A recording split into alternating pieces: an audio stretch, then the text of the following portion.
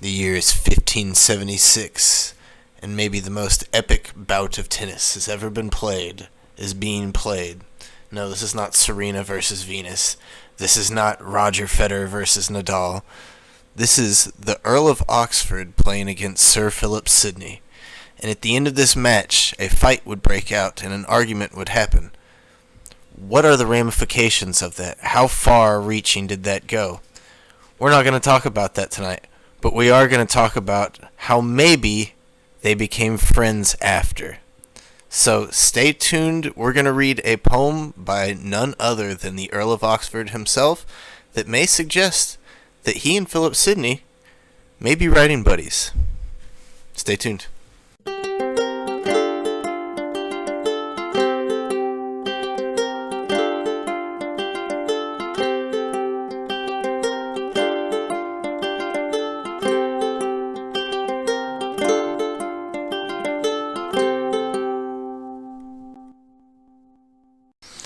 Welcome, folks. Happy New Year again. Thanks for tuning in tonight or today or whenever you're watching.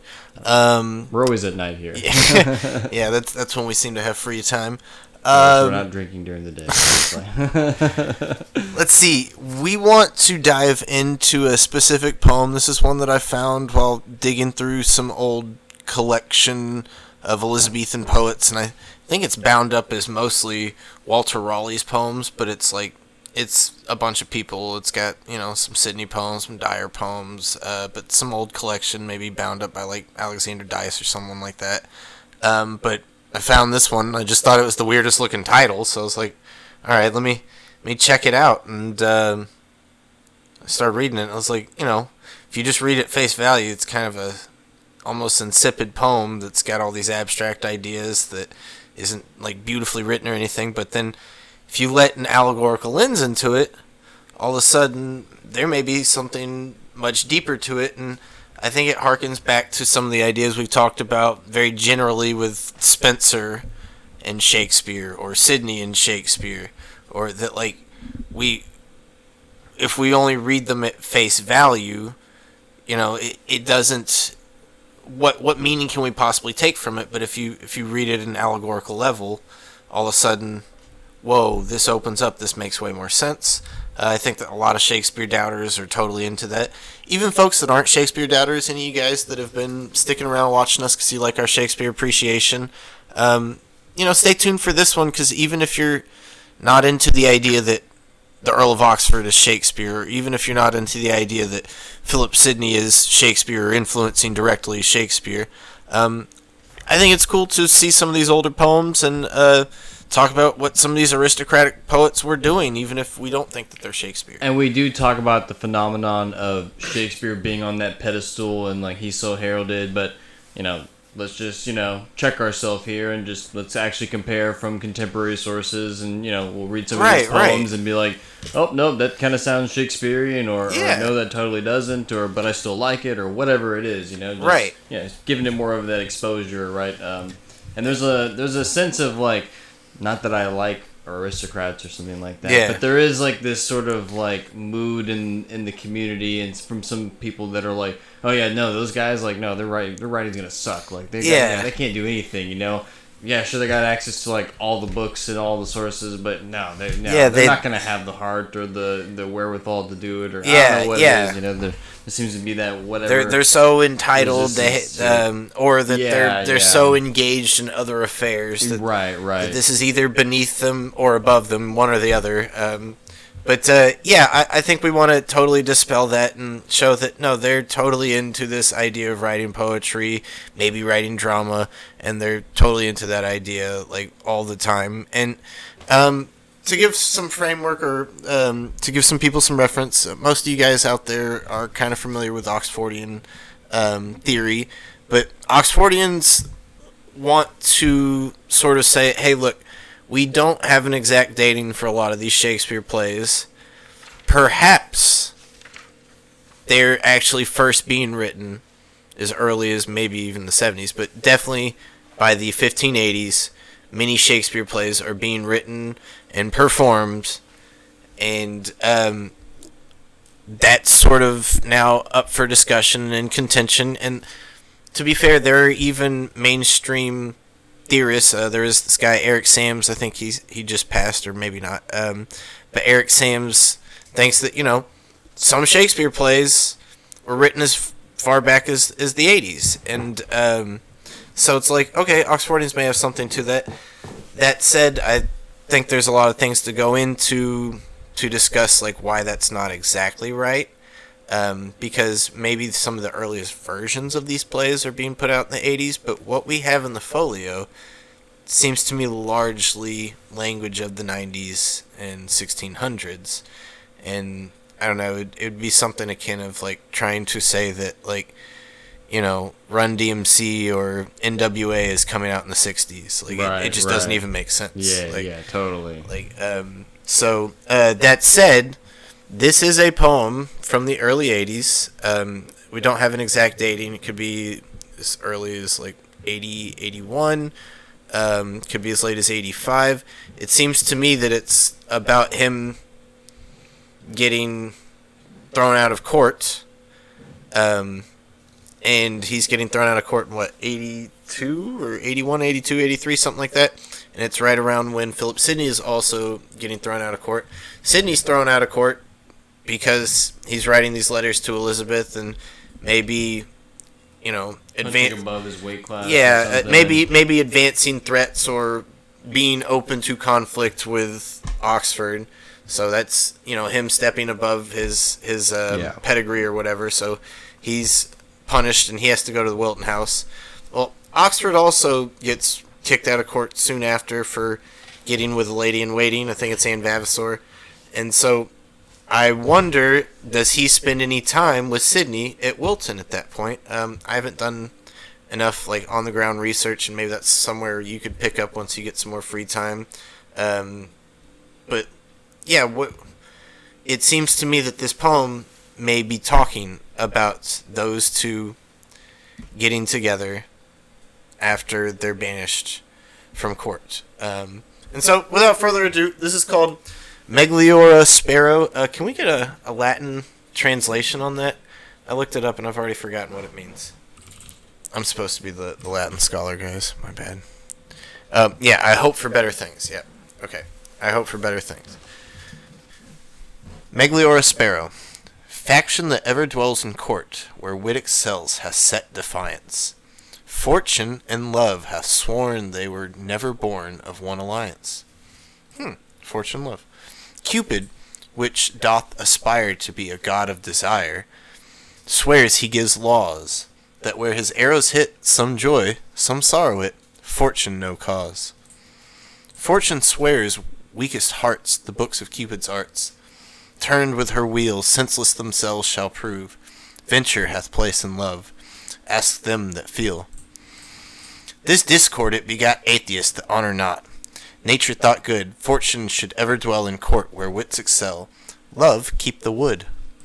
So to the wood went I, with love to live and die. Fortune's forlorn experience of my youth made me think humble truth in deserts born. My saint I keep to me, and Joan herself is free. Joan fair and true, she that doth only move passions of love with love. Fortune, adieu. So, what's your hot take on that after hearing that for the first time, Brady? It's not really there's a super basic rhyme scheme, but it doesn't even, maybe the way you read it still didn't come off very mellifluous or whatever. Yeah, it wasn't, I don't know, it didn't, and it was sort of I'm glad you brought that up. I have some thoughts on that as well. Any other?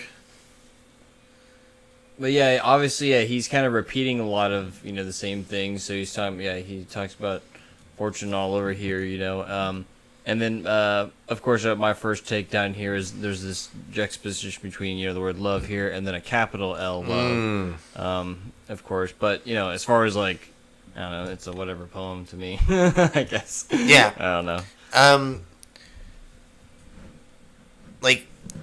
There may be some lines that maybe kind of spark Shakespearean, this discord, it begot atheists, that, it's got a kind of Marlowe-y, Shakespeare kind of feel to it, and maybe some of the syntax senseless themselves shall prove.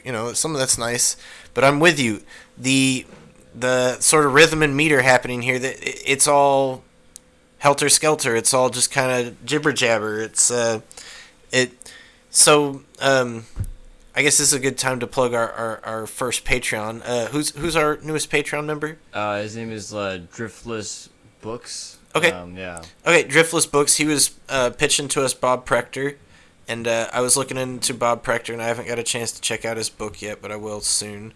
But I was listening to one of his lectures, or somebody interviewing him. Actually, it was his Blue Board Tavern thing on the Shakespeare Oxford Fellowship, and he was talking about how Edward Devere doesn't really show signs of using iambic pentameter until late. We don't get that until these sonnets and stuff come out, and he thinks that Devere's writing these Shakespeare sonnets, and that Devere's writing, and it's it seems to me that, for most of this Juvenilia, there is not a great handle on meter, and it's all just kind of and Bob Prechter says as much, and that's been sort of one of my concerns with labeling Devere as only, the only Shakespeare, that there's not some other minds behind it, because he's never seemed to me to have the sort of stylistic, syntactical control over both prose or poetry. And you kind of see that here, as you're pointing out. To be fair, this is supposed to be 10 years before, we're really seeing Shakespeare pop on the scene. That said, many Oxfordians will say, no, this is from the same exact time as when Shakespeare's coming out. And it's well, it leaves a little bit to be desired. That said, it seems so much this cryptic little riddle as well that, it's only as good as the riddle itself. Mm-hmm. And so if we're just reading it as, lovely little poetry, it's not going to really read like lovely little poetry, and it's not going to be too great. That said, you do get lots of lovely poetry in Shakespeare, so it'd be nice to see Devere do some of that, but whether or not this is signs of him being exactly Shakespeare, that's not what I want to go into. I want to actually kind of analyze this poem. So let's talk about it. Faction that ever dwells in court where wit excels hath set defiance. So faction, we got groups pivoting against each other, we got political maneuvering, we got, maybe it's a reference to Sidney and Devere are on opposite factions of the marriage proposal, right? And where wit excels. This is a bunch of smart people. Devere and Sidney are both very, very smart, but they've set defiance against each other. And it says, Fortune and Love have sworn that they were never born of one alliance. That's interesting. Who is Fortune? Who is Love? How does that relate to the last line? Well, Love, me and Brady would like to probably pitch. That's Philip Sidney.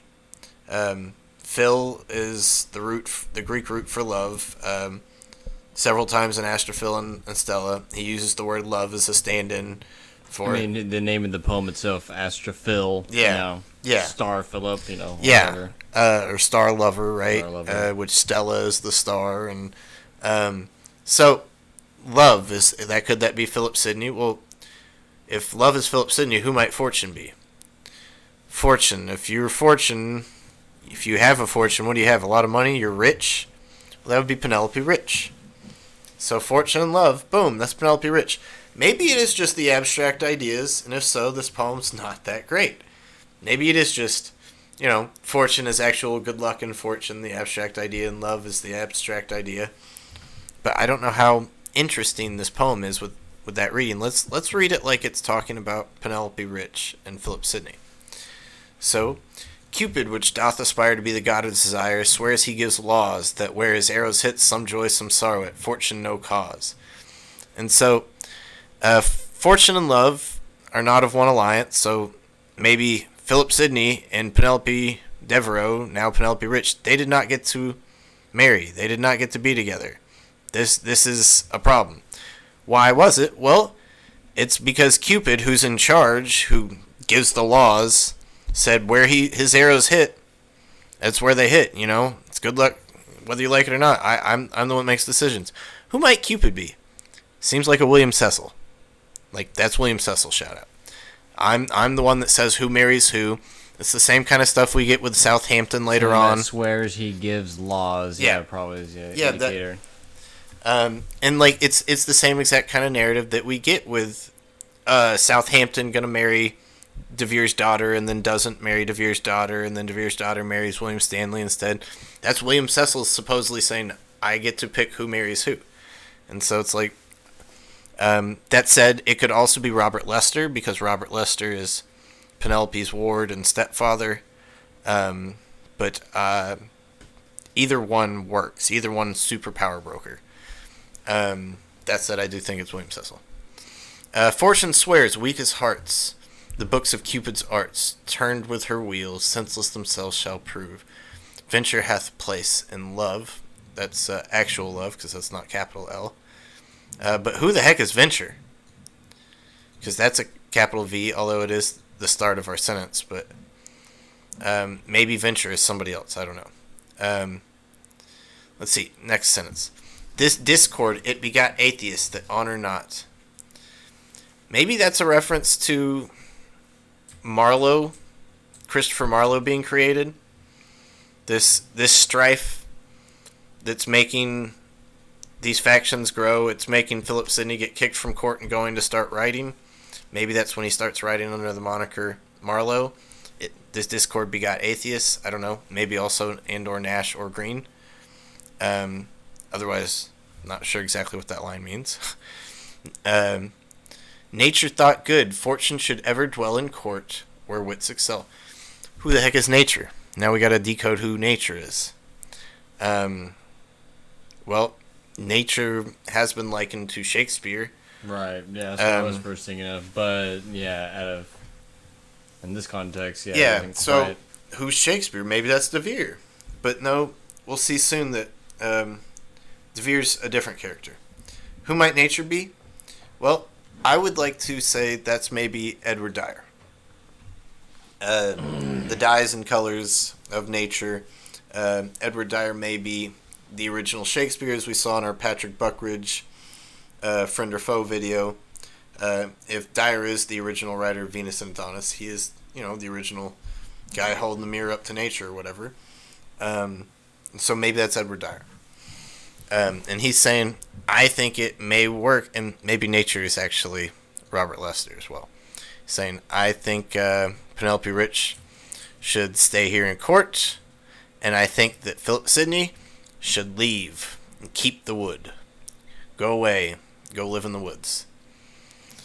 And then, so here's the interesting thing.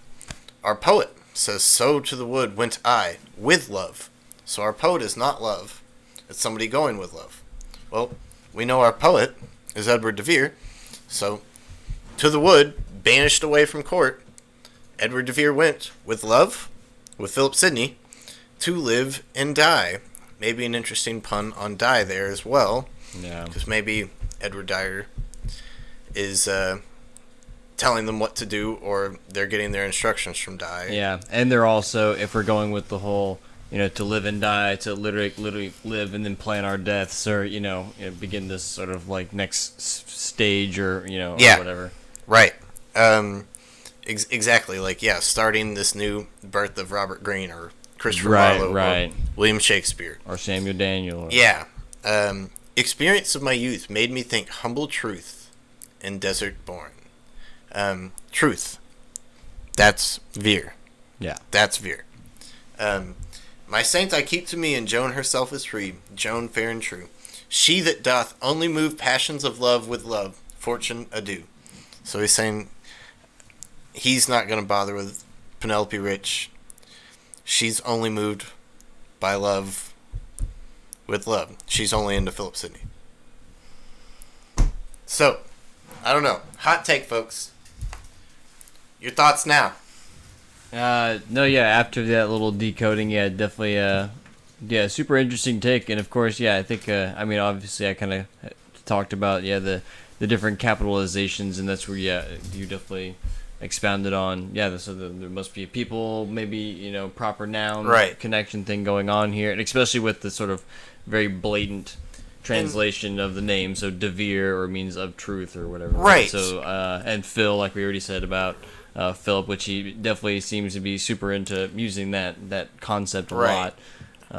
It's even from that very first line where he talked about, hey, I'm talking about being in court, blah blah blah blah, and then to have these two names just kind of in close proximity, and once you have all that surrounding history sort of knowledge about them both in the court and then leaving court, I think it's pretty compelling. So. And I think it also sort of mirrors what we see with Spenser. That's kind of why I brought up Spenser earlier, that like Spenser in Shepherd's Calendar or in Fairy Queen, you get these like nickname shout-outs like Amintas or Corydon or things like that. I think it's a similar thing where like I want to put in the persona of somebody I actually know into this. I can't actually do it. We're concealed poets. How do I get the idea across? Make it still read like a poem. Maybe it still makes sense on several other levels. But like I can put my own personal allegories into this as well. And like I think it makes it a way more compelling poem that it's telling this kind of veiled story through these abstract ideas, almost like this morality play. Like back in the early 1500s, they didn't have Shakespeare plays, they just had morality plays where like your character wouldn't have been Barabbas, your character would have been Vengeance. Or your character wouldn't have been Henry V, it would have been Justice. Like the characters were literally just like emotions or ideas, and they were much more simplified. And I think this is sort of coming out of that a little bit. I don't know who is exactly getting to read this material at this contemporary time. This for? Yeah, who is he writing to? Is he just writing for himself? Is it writing for other people? If so, like, I think that's what kind of fuels my reading of this, is that like if he's just writing this, like you say, to be mellifluous, it's terrible.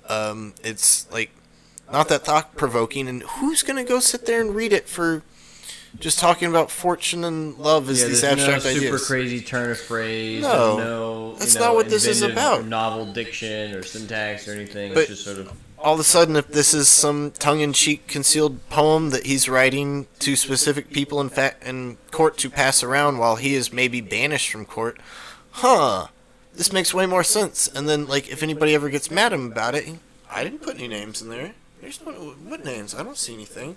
It's all very clever.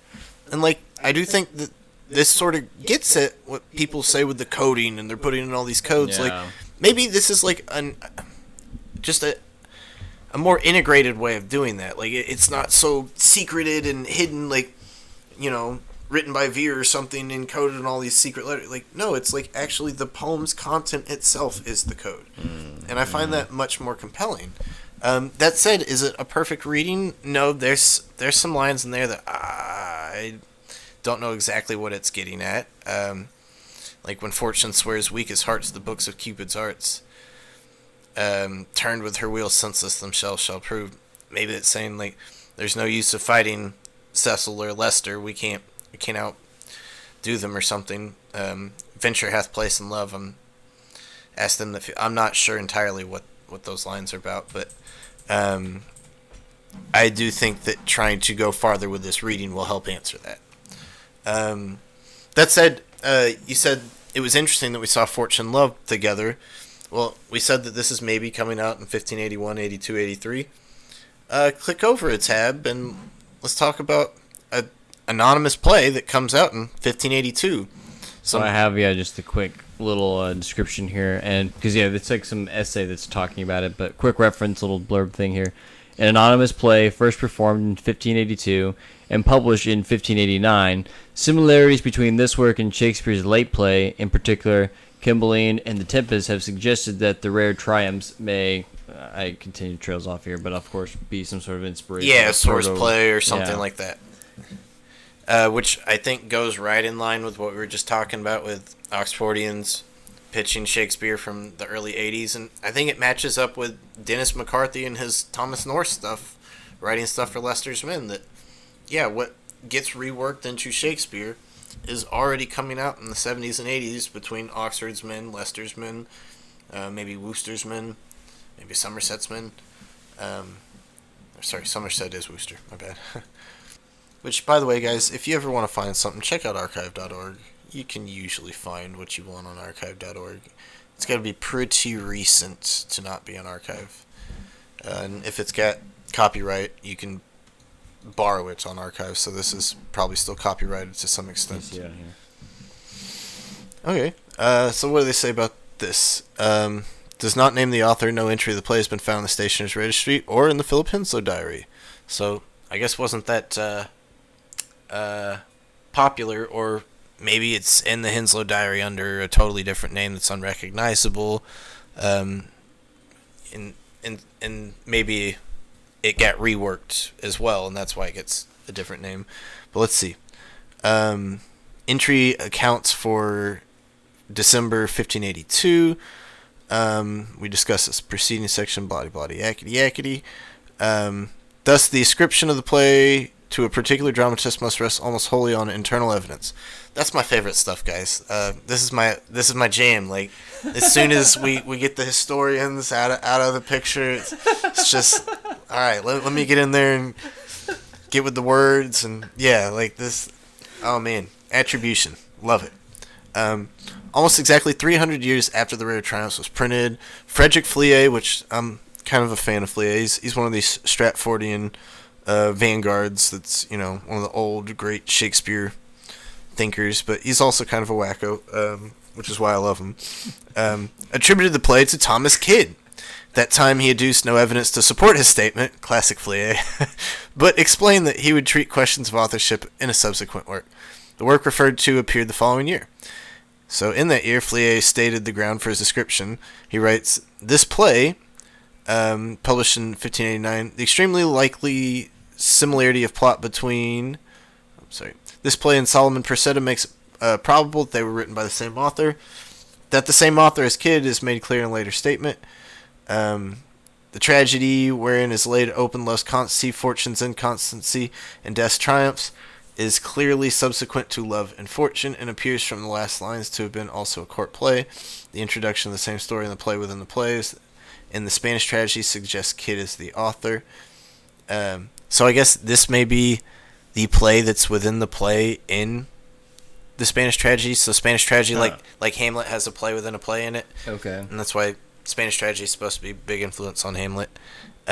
Which is another reason why people say Thomas Kidd wrote the Hamlet. That said, a lot of people argue now that Solomon and Persetta is not Thomas Kidd. Thomas North, Dennis McCarthy, I think, argues Thomas North is. But that said, yeah, sorry, the play within the play, that's interesting. So that means that it's already around by Spanish tragedy. So it's got to be at least predated. The fact that Kidd makes a reference to it, I don't know that means that it's written by Kidd, which me and you, like, I'm kind of speaking for Brady here, but I don't think Thomas Kidd wrote anything that Thomas Kidd wrote. Like, the only thing that's really under Thomas Kidd's name is the Spanish tragedy, and that seems to be largely reworked by Ben Jonson anyway. And like beyond that, we don't have anything under Kidd's name, and there's other things that we say, oh, Kidd must have wrote this, Kidd must have wrote this, but we only say that because Thomas Heywood and Ben Jonson, very late, like much later than Kidd's time, because Kidd dies in 94, like in the late 1600s or early 16 teens, Jonson and Heywood both make comments that like he was industrious Kidd or sporting Kidd. So Brian Vickers, the champion of Thomas Kidd, is like, oh, that must mean Thomas Kidd wrote a bunch of stuff. So I got to go put Thomas Kidd's name on everything. And this is where Shakespearean Apocrypha gets really hairy, is that pretty much anything that's not attributed to Shakespeare, that gets printed as Shakespeare at some point or gets called Shakespeare at some point, but we now say is not Shakespeare. When we say it's not Shakespeare, it almost gets thrown to the exact same like 2 or 3 names. And Thomas Kidd's like the main one. And so it seems to me at some point Thomas Kidd is just another name for early Shakespeare. And so I do think that that's interesting to say that this is by Thomas Kidd may mean early Shakespeare. And these Oxfordians out here, that may mean it's Oxford. Of course, me and you are pitching our whole new guy, Philip Sidney. Nobody's ever even considered the possibility that, he could be writing some of the stuff. Everybody says, no, he died too early, but Oxfordians have now said, no, a bunch of this getting written in the early 80s. Sidney's all game now. Plus, if you've followed Brady and I, we think there's a very large possibility that Philip Sidney does not die in 1586, though he famously dies, but through the networking of his father-in-law, Francis Walsingham, who is the master of the CIA of the time, through him was able to live on beyond that and live incognito for probably literary reasons, which is a little crazy to say. Episode for the True Shakespeares. Go watch it. Yeah, and or The Magus and the Muse. Yeah. Early Shakespeare. That's super interesting. Love and Fortune.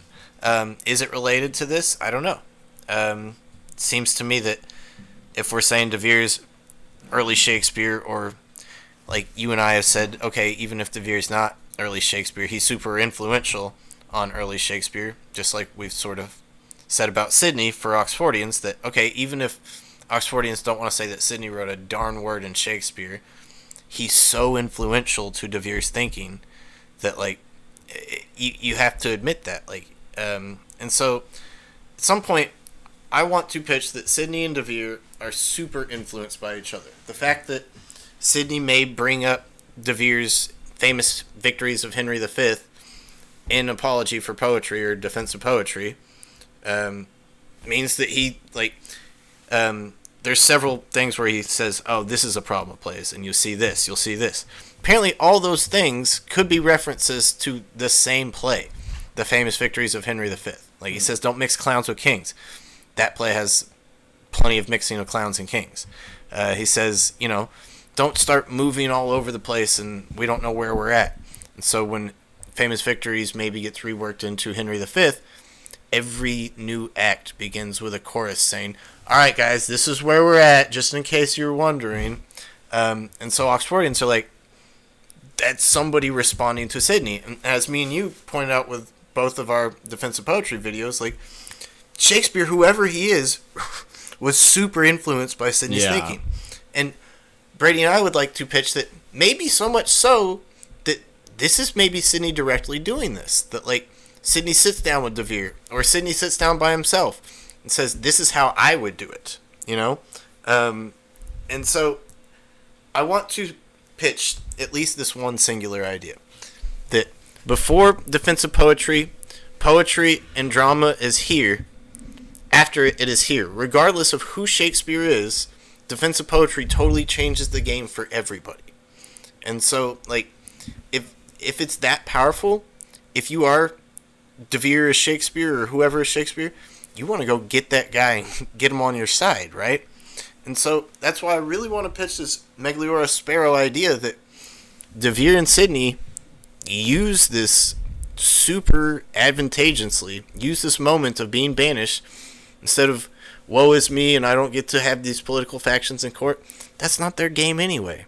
They're going to go off, be these genius writers and start changing the language, and they're going to do it through theater and poetry. And they're both fully aware of that. Let's see. Let's link it back to Watson, and then we can call it. So there's a poet named Thomas Watson. He's part of that same crowd as Marlowe and Kidd. He's part of the University Wits crowd. He's supposedly buddies with Marlowe.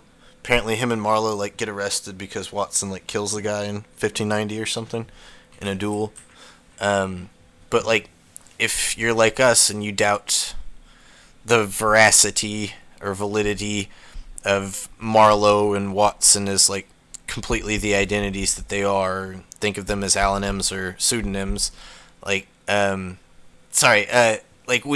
were already talking about how that poem may be talking about how this discord begat atheists. It brought about Marlowe. Well, maybe Thomas Watson's another thing that's brought about from this. And so I was reading through Tears of Fancy, which is Thomas Watson's sonnet collection, which comes out 1593 comes out after Sidney and Daniel and Constable, but it's one of the earlier ones that comes quickly after that.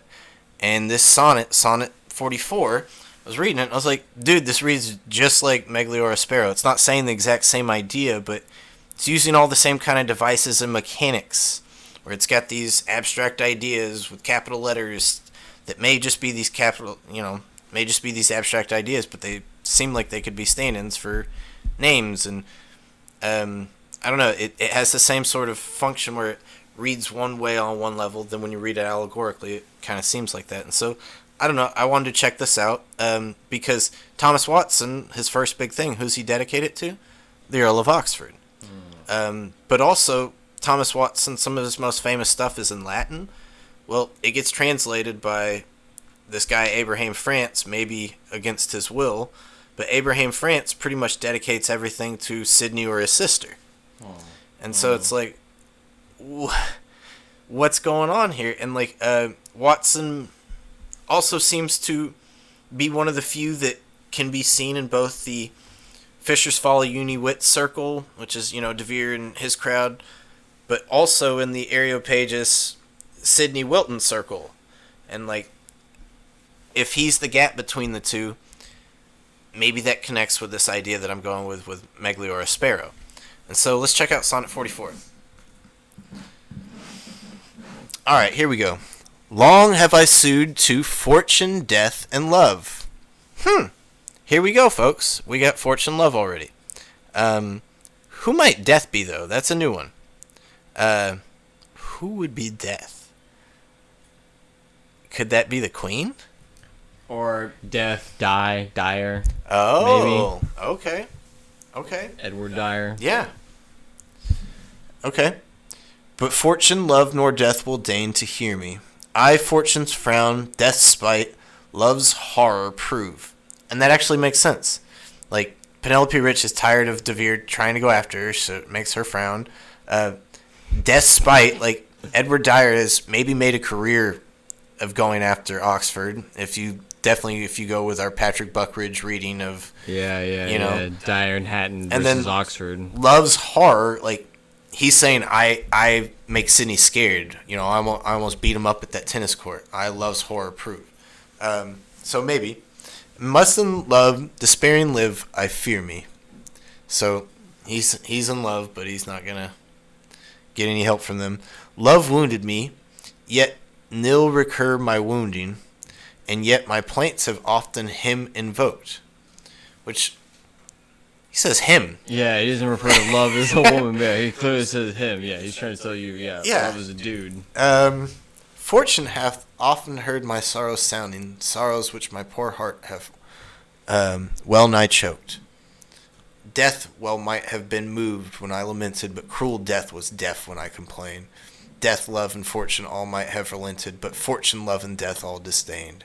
To pity me or ease my restless mind, how can they choose since they are bold and blind? And so, yeah, it could just be talking about love, death, and fortune, and all these things can make sense. But even so, I want to say that this is Edward Devere writing this poem. I really do. Doesn't it read a lot like that one we just read? For some reason, it really does. I don't know what about it, and, but you're right. I want to say that that's sort of an easy spot for me to say that's an Edward Devere poem, is that he does this thing where he'll pitch 2 or 3 or 4 abstract ideas and just kind of cross-compare them. So if we go back to a kingdom, a cottage, or a grave, and so we got a kingdom would blah, blah, blah, blah, blah, a cottage, blah, blah, blah, blah, blah, and like, he's good at that, taking these kind of very abstract ideas and using them as these allegorical stand-ins where it works even if you don't read it allegorically, but it all of a sudden has this whole nother layer once you break open the allegory. And once again, going back to all these codebreaker Oxfordian and Baconians, like, part of this is a step towards that, and it's saying, look, I'm putting hidden meanings into my poetry. And so I think people should be somewhat open to that idea if they're a Shakespeare doubter. Also, to connect it all the way back to Shakespeare, pull up Shakespeare Sonnet 76. So this is what I think one of the best sonnets in Shakespeare is. It's one of the most famous. A lot of Oxfordians like to point to it because if you look at one of these middle lines, that every word doth almost tell my name. People think that every word's a pun on Edward, or a pun on Edward Devere, ever being a version of Vere and word like Edward. So maybe, and it almost tells his name, right? Doth almost tell my name. So sure, okay, I've seen that reading, but one to me that's way more compelling is what's happening with the acrostic here. We don't get many acrostics in Shakespeare, but there seem to be some. And acrostics, are letters at the very left that are all in capital. So we get WS. WS, what is that? That's William Shakespeare. WSW. What would W be? Maybe the writer? The William Shakespeare writer is, who is it? T. Okay. I don't know. What's after T? TW? Twa. It's not really a word, but let's keep going. TWATS. Oh, shoot. This is spelling Watson. T. Watson. Thomas Watson. There we go. Wait a second. We don't get Watson. We get Watso. And we get ass. And this goes into a discussion that UI and 6 Days Theater, Daniel Cowan, have been having ongoing. This use of the Agrippin ass is both a sign of scorn, but also this humility and secret knowing behind it, right? So we get WSW, William Shakespeare writer, T. Watso, Thomas Watso, ass. It's almost like that Thomas Watson is an ass, or think of Poet Ape even. Thomas Watson is the stand-in or the bearer, but he's not the actual thing. But then at the very end, I would expect to get ED or EV or something like that, right? No, we don't. We get FS, and that's what's always thrown me off a little bit. Otherwise, I would say, oh, you guys are totally right. You Devere guys are, you Oxfordians are totally right, because I just went and said Sonnet 44 of Watson is Devere, and this is Sonnet 76 of Shakespeare saying it's by Watson. It must also be Devere, but we get this FS. And, of course, I'd love to twist that into Philip Sidney or something, Felipe Sidney, or the word Philip is actually a word, Fillup, not like Philip at the gas tank, but Philip is in touch something or mess with something. And so, yeah, maybe that, but no. Who is FS? Ferdinando Stanley. Yes, Lord Strange himself. Yeah, cool name. Yeah, the coolest. And so, I don't know that means Ferdinando Stanley wrote this poem or not. It would make it kind of weird and out of the ordinary for that to be, but I do want to point out that there may be some reason to go farther with this Ferdinando Stanley thing. The name Amyntas is a nickname that's used by Edmund Spenser. If you go look up Spenserian scholars, a lot of them say Amyntas is totally referenced to Thomas Watson. But then, if you go look up anybody that's a historian that studies Lord Strange, they'll tell you that Amyntas and Amaryllis are a reference to him and his wife. So why is this name Amyntas being used doubly? It might make sense if they're the same person. That said, Thomas Watson may not just be one person. Surely Tears of Fancy read mostly like Devere, but there's a lot of sonnets in a sonnet sequence. They don't all have to read in sequential order perfectly. Most sonnet sequences don't. So it's quite possible that somebody else is putting other stuff in there, which could include Stanley and or Sidney. So I think that kind of wraps up all this. It's still fluid and tangential, and not all of it's hammered out, but I think that there's definitely a rabbit hole to go down here, and I would like Oxfordians to be open to the idea that Sidney and Oxford are collaborating before and maybe even after 86. Because I think that could inform a lot of things that are happening. That could explain a lot of the connections between Mary Sidney and Edward Devere. That could explain a lot of the connections between Fulk Greville and Edward Devere. That could, it would explain just some of the connections between Sidney and Devere. So much of their life bizarrely overlaps. They're both betrothed to the same girl as teenagers. They're They both seem to be in love with the same lady who's married to yet another guy in their older years. They both seem to be super into tennis. No, I'm kidding. Super into poetry and plays. And in another video, maybe a follow-up video, we can actually go into.